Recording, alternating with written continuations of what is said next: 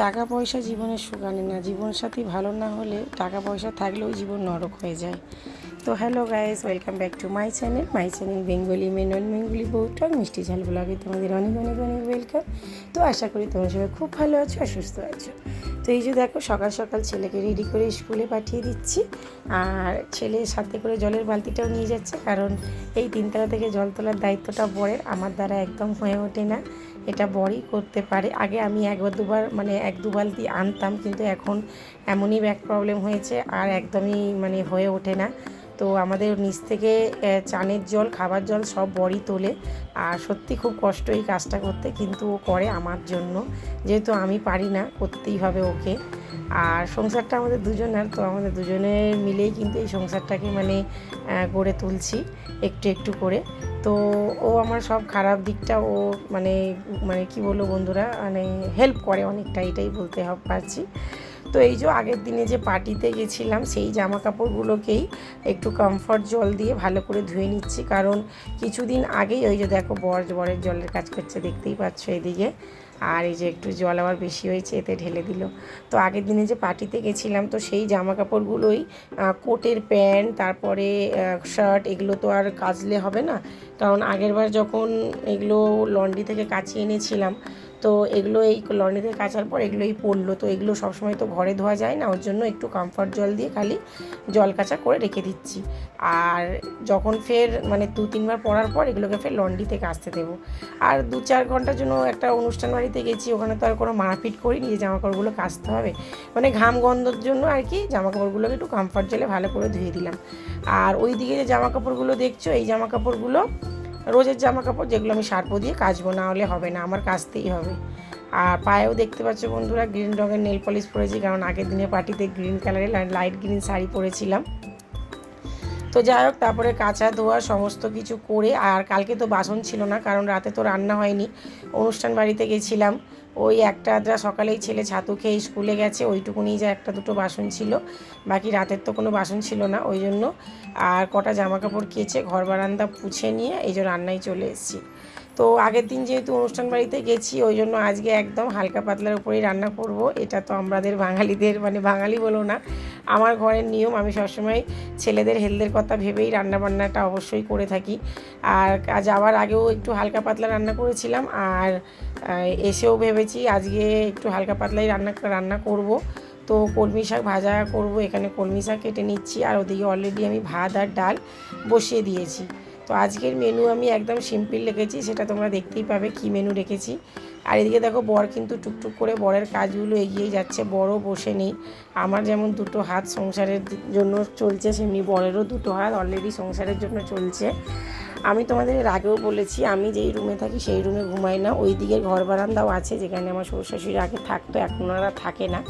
এখন ওই ঘরের চাবি আমার কাছে, আমিই থাকি। তো রাতে খালি শুতে যাই ওদিকে, আর নাহলে এদিকেই থাকি। তো ওই দিকের ঘর বারান্দাগুলো শুতে গেলেও সব ঘর বারান্দা তো আর বাসি ছাড়া যায় না, কারণ ওইদিকে একটা ঘরে শুতে যায়, আর একটা ঘরে ঠাকুর থাকে, তো ঠাকুর যেদিকে থাকে সেদিকের ঘর তো বাসি রাখলে হয় না। তো আগে এই বড় ঘর বারান্দাতে আমরাও থাকতাম, তখন কিন্তু একটা অভ্যাস ছিল বন্ধুরা, রোজ সকালে 5:30-6টায় ঘুম থেকে উঠতাম, হাত দিয়েই পুরো 5টা রুম বারান্দা লম্বা টানা পুছতাম, তখনের সেই অভ্যাসটা ছিল। এবার এখন অনেক বছর হয়ে গেল, এইবার এই দিকে চলে এসেছি, এইদিকে থাকতাম, এইদিকে 2টো রুম বারান্দা পুছে অভ্যাস হয়ে গেছে। আর সকালে আমার এই সংসারে রান্না তাড়াহুড়োর কাজ থাকে, আমি আর ওদিকে সত্যি কথা বলতে পুছে উঠতে পারি না। ওদিকে বড়ি জল ছিটিয়ে পুরো ঘর বারান্দা ঝাড়ু দেয়, ঝাড়ু দিয়ে পুরো ঘর বারান্দায় জল ছিটিয়ে ওই ডানটা দিয়ে আর কি পোছে, ঘর পোছা যে ডানটা হয়, ওই ডানটা দিয়ে ওই ঘর বারান্দাটা ওই পোছে রোজ দিন সকালে। ওরও প্রচুর কাজ থাকে, ছেলেকে স্কুলে ছাড়া, জল তোলা, ঘর বারান্দা পোছা, এই কাজগুলো ওরই থাকে, তারপর বাজার এনে দেয়। তাই এইটা কিন্তু সবসময় বন্ধুরা, যে একটা সংসার কিন্তু শুধু টাকার জন্য সুখী হয় না। হ্যাঁ, সংসারে অভাব থাকলে হয়তো সবসময় যেটা আমরা খেতে চাই পরতে চাই সেটা পারি না, কিন্তু সংসারে যদি স্বামী না ভালো হয় বন্ধুরা, টাকা পয়সা থেকেও সুখ থাকে না। সঙ্গে স্বামী যদি এই রকম হয় যে তোমার সুখ দুঃখে তোমার পাশে থাকে, তোমার সব কিছুতে তোমার ভাগিদারি হয়ে যায়, তখন কিন্তু বন্ধুরা টাকার অভাবটা অনেকটা পূরণ হয়ে যায়। কিছুক্ষণের জন্যও কিন্তু সেই মানুষটার সাথে হেসে খেলে সময়টা কিন্তু কেটে যায়, সব সময় কিন্তু সেই অভাবটা মনে হয় না। কিন্তু টাকার পরেও যদি স্বামী না ভালো হয় না বন্ধুরা, সবসময় দেখবে হয়তো আমি অনেক বড় জায়গায় খেতে যাচ্ছি, অনেক ভালো জামা কাপড় পরছি, কিন্তু মনের কোনো যেন একটা অশান্তি লেগেই রয়েছে, মনে একটা আফসোস যে আমার স্বামীটা এরকম, আমার স্বামীটা এরকম একটা মনের মধ্যে টেনশন থাকে। যদি স্বামী ভালো হয়, সংসারে এইরকম যদি মানে সব কিছুতে যদি দায়িত্ব নিয়ে তোমার পাশে থাকে, তাহলে কিন্তু মনে একটা আলাদা, ডাল ভাত খেয়েও একটা ছেঁড়া জামা পরেও কিন্তু তুমি যদি বালিশে মাথাটা রাখো না, একটা শান্তি পাবে। আমার তো এটাই মনে হয় বন্ধুরা, যে একটা সংসার কিন্তু সুন্দর করে গড়ে তোলার জন্য স্বামী স্ত্রী দুজনেই দরকার। আর আজকে এই যে বন্ধুরা সংসারের সব কিছুর মাঝে যে আজকে তোমাদের সাথে ভিডিও শেয়ার করছি, এর জন্যও কিন্তু আমি আমার স্বামীকেই মানে মানে কি বলবো, ক্রেডিটটা দেবো অবশ্যই। ও অনেক কিছুতেই অনেক জায়গায় আমার সাথে অ্যাডজাস্টমেন্ট করে। একটা ভিডিও তোমাদের জন্য দেখানোর জন্য হয়তো খাবার থালা দিয়ে দিয়েছি, ওকে বলে দিলাম দাঁড়াও ভিডিওতে তুলি তারপর খাবে, বা দেখো আমি রান্না করছি প্লিজ এটা একটু তুলে দাও না। অনেক জায়গাতে মানে আজকে ভিডিওর এই যে তোমাদের সাথে ভিডিও শেয়ারের যে জার্নিটা, এই জার্নিটাতেও বলতে পারি যে স্বামী সাপোর্ট না করলে হয়তো আমি এই জায়গায় এই জিনিসটা করতে পারতাম না। তো ওই জন্য বলি, একটা সংসারে কিন্তু স্বামী স্ত্রী দুজনেরই খুব বড় যোগদান থাকে একটা সংসারকে ভালো করে সুখে শান্তিতে গড়ে তোলার জন্য। টাকা পয়সার থেকেও মনে হয় মানসিক শান্তিটা কিন্তু এখানটাতেই আসে, যদি স্বামী ভালো হয়। তারপর দেখলেই বন্ধুরা, যেসব কোট পরে গেছিলাম সে কিছু তো ধোয়াধুয়ি করে দিলাম, শার্ট প্যান্টগুলো আর কোটগুলো তো বললাম ধোবো না, ওগুলো আমি হ্যাঙ্গারে করে সারাটা দিন বারান্দায় টাঙিয়ে দিয়েছিলাম, হাওয়াতে যাতে ঘামটামগুলো শুকিয়ে যায়। আর যা কদিন ধরে গরম পড়েছে সে তোমরাও জানো, তোমাদের ওখানে পড়েছে নিশ্চয়ই। তো আমাদের এখানে বিকাল থেকে দেখলাম একটু ঝুড়ি বৃষ্টি করে ওয়েদারটা বেশ ঠান্ডা ঠান্ডা হয়ে গেছে। আর সন্ধ্যেবেলা ছেলেদের জন্য একটু পাস্তাও বানিয়ে দিলাম তার জন্য। আর সংসারে তো কাজের শেষ নেই বন্ধুরা, দিনের শেষে এই যে এখন রাত প্রায় 8টা, ছেলেদের পাস্তা খেয়ে বসে গেছে পড়তে, আর আমি ওই যে কালকের যে জামা কাপড়গুলো সেগুলোকেই এবার গুছিয়ে করে তুলে দিচ্ছি, কারণ শুকিয়ে গেছে। পড়ে থাকলে আবার সেই নোংরা হবে এদিক ওদিক, আর এই সব কাজগুলো পড়ে থাকলে খুব মানে অগোছালো মনে হয়, যে যেন এই কাজগুলো না করলে সব যেন অন্য কাজগুলো করতে করতে শুধু মাথার মধ্যে ঘুরবে যাচ্ছে, এই কাজটা বাকি রয়েছে, এই কাজটা বাকি রয়েছে। তো দেখো কীভাবে আমি কোটটাকে গুছিয়ে রাখছি, কোটের মধ্যে শার্ট প্যান্ট একভাবে অ্যাডজাস্ট করে ওর যে একটা ব্যাগ আছে সেই ব্যাগের মধ্যে আমি ঢুকিয়ে দেব। তো ওরা তিনজনেই কোট পরে গেছিলো, যদিও এত গরমে পড়তে চাইছিল না, কিন্তু হয় না যে জিনিস যেখানে আছে, যেই মহলটাতে আমরা যাব সেই মহলের মতন যদি একটু হয়ে যায় তাহলে নিজেরও ভালো লাগে। তো ওর জন্য ভাবলাম চলো যদি আছে ঘরে তাহলে তোমরা পরবে না কেন। তো তারপরে বললাম পরার জন্য, পরে নিল।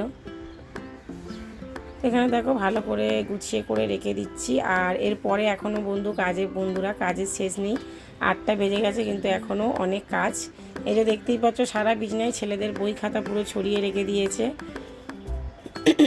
আর এরপরে এখন রাতে রান্নাবান্না আছে, আর টুকটুক করে ধরতে গেলে আজ সারাটা দিন তোমাদের জন্য শেয়ার করে নিলাম। আর এখন বেশ ওয়েদারটা খুবই ভালো হয়েছে। তাই যে দেখো আমার শাড়ির সাইড দিয়ে যেভাবে কোটগুলো আমি গুছিয়ে রেখে দিই, এই সাইডেই মানে এই ডোয়ারটাতেই কোটগুলো বেশ ভালোভাবে লম্বালম্বিভাবে থাকে।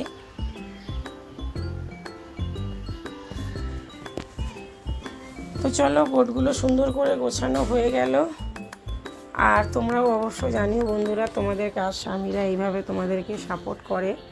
আমার স্বামী তো আমাকে সব কিছুতেই খুব মানে ভালোই সাপোর্ট করে, সব জিনিসেই, সে জল ভরা থেকে হোক, সংসারের প্রতিটা সংসারের কাজে মানে যতটুকু ও করতে পারে, তা বলে এটা নাকি রান্না খাওয়া ওইসব না, যতটুকু ওর দ্বারা হয়ে থাকে ততটুকু ও করে।